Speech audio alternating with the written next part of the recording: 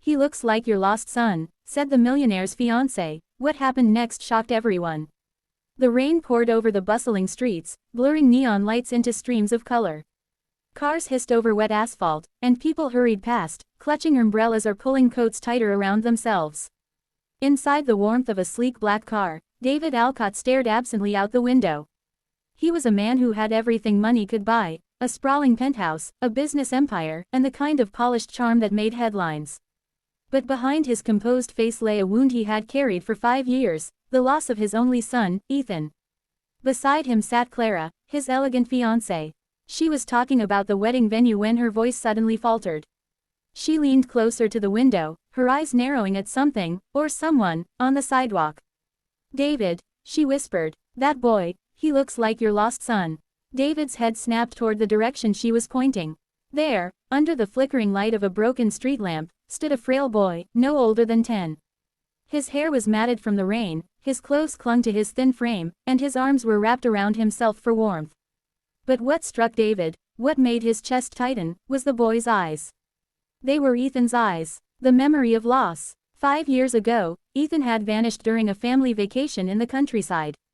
One moment he was playing near the hotel garden, the next he was gone.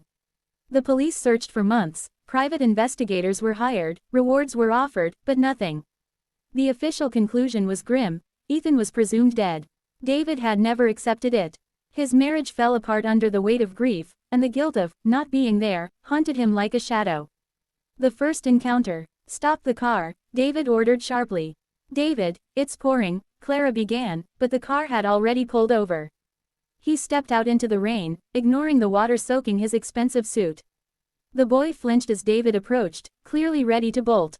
"Hey," David said gently, crouching down to his level. "It's okay, I'm not going to hurt you." The boy's eyes darted from David to the car, then to the ground. "What's your name?" The boy hesitated. "Leo," he muttered. David's breath caught. Ethan's middle name had been Leo. Coincidence? Or something else? Offering shelter. "Where are your parents, Leo?" David asked softly. The boy shrugged. "Don't have any. I just stay around." His voice was raspy, tired. David exchanged a glance with Clara, who was watching from the car with concern. "You can't stay out here in this weather," David said firmly. "Come with us. You'll be safe." Leo's eyes narrowed with suspicion. "Why?" David's throat tightened. "Because you remind me of someone I lost." After a long pause, Leo nodded. At the penthouse. The warmth of David's penthouse seemed almost unreal to the boy, who stood at the entrance dripping water onto the marble floor. Clara brought him a towel and some of David's old clothes from storage. Over a bowl of hot soup, Leo ate in silence, but his eyes roamed the luxurious surroundings with a mix of awe and mistrust. David studied every detail of the boy's face, the shape of his jaw, the way he furrowed his brow when thinking. It wasn't just the eyes, so many small things mirrored Ethan. That night, after Leo fell asleep on the couch, David opened his old laptop and pulled up Ethan's childhood photos.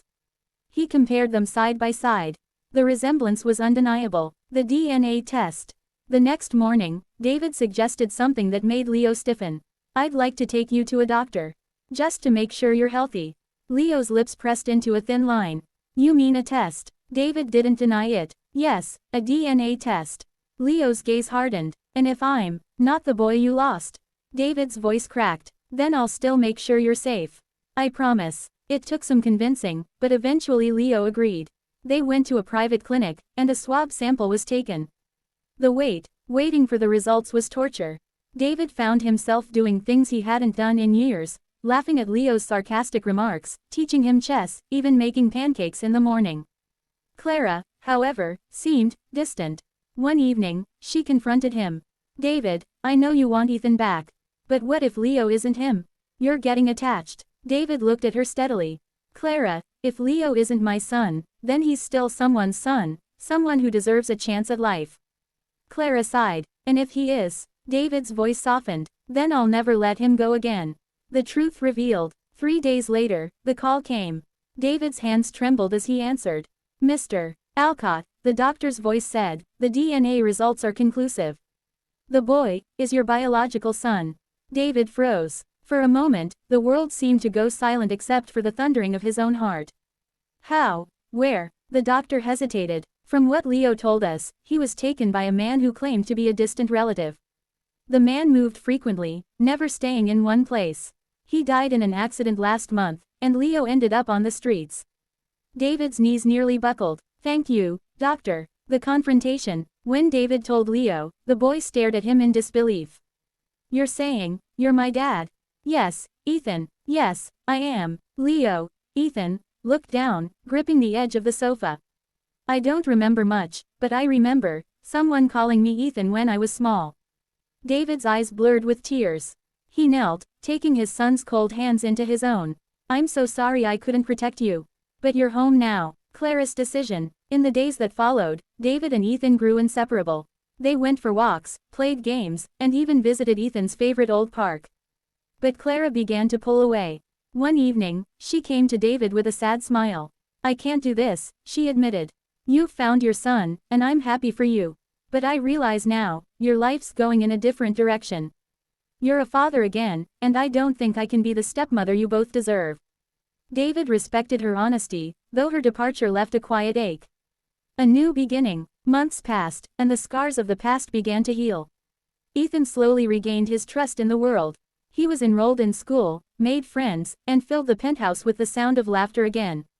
One rainy evening, much like the one when David had first seen him, Ethan curled up beside his father. Dad, yes, I used to think no one would ever find me. David smiled through the lump in his throat. And I used to think I'd never see you again.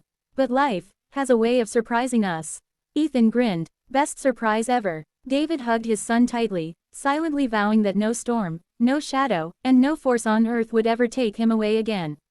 Moral of the story. Sometimes, the people we've lost are not gone, they're just waiting to be found again. And when fate gives us a second chance, we must hold it close with everything we have.